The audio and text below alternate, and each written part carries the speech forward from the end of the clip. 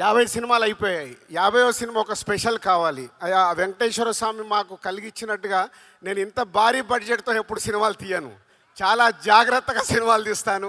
First time 50th film ఒక భారీ budget, ఒక పాన్ ఇండియా ఫిలిం, ఒక గ్లోబల్ స్టార్తో తీయడం అనేది అది శంకర్ గారు ఇచ్చిన మాకు అవకాశం. సో ఆ జాన్ 10th కోసం ఇవన్నీ పట్టుకొని కూర్చున్నాను. ఒక జర్నీ స్టార్ట్ అయిన తర్వాత చాలా కోవిడ్ వచ్చింది, మళ్ళీ షూటింగ్ మొదలైంది, కోవిడ్ వచ్చింది. ఇందాక మీరు దోప్ సాంగ్ చూసారు, అందరు మాస్క్లు వేసుకొని ఉన్నారు. సో అలా big journey about game changer with Shankar garu. Sir thank you.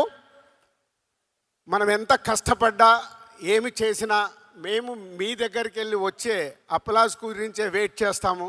ఇప్పుడు మీకు దోప్ సాంగ్ ఎలా ఉంది?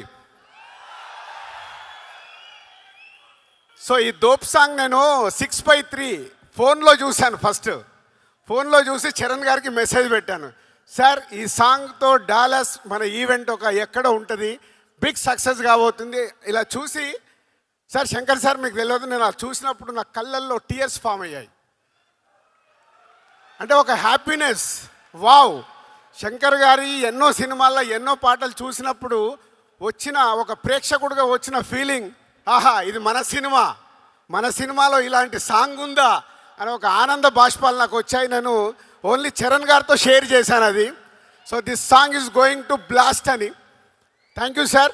అండ్ ఇలాంటి సినిమా మాకు రావడానికి, ఇంత పెద్ద సినిమా అవ్వడానికి కారణం next is a global star Ram Charan గారు.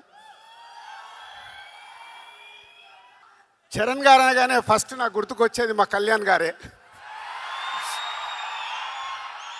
అంటే చిరంజీవి గారి చాలా సినిమాలు ప్రేక్షకుల్లాగా చూసాం.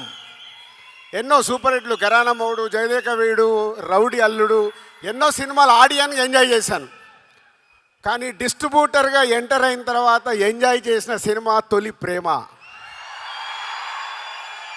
సో అక్కడ మెగా ఫ్యామిలీతో చిన్న బాండేజ్ స్టార్ట్ అయింది నాకు. ఇక అక్కడి నుంచి మీ అందరికీ జర్నీ తెలుసు. ఒక ఖుషి, గబ్బర్ సింగ్, ఇలా ఎన్నో సినిమాలు. కళ్యాణ్ గారితో సినిమా తీయడానికి చాలా టైం పట్టింది, అది కూడా కంప్లీట్ చేశాను వకీల్ సాబ్తో. సో అలా మెగా ఫ్యామిలీతో ఒక బాండే స్టార్ట్ అయిన తర్వాత ఎవడు చేశాము, అది కూడా సినిమా రిలీజ్ అయ్యి కరెక్ట్ 11 years అయింది. 2014 Jan 14th సినిమా రిలీజ్ చేస్తాం, అది సంక్రాంతికి. ఆఫ్టర్ 11 years కొడుతున్నాం, మామూలుగా కొట్టట్లేదు, గట్టిగా కొడుతున్నాం. శంకర్ గారి సినిమాలు మనకు పాటలు, సీన్స్ ఏదో సెల్ ఫోన్లో చూస్తే కుదరదు. అది బిగ్ స్క్రీన్ మీద చూసినప్పుడే ఆ మ్యాజిక్ 4 times ఉంటుంది. అదే గేమ్ చేంజర్.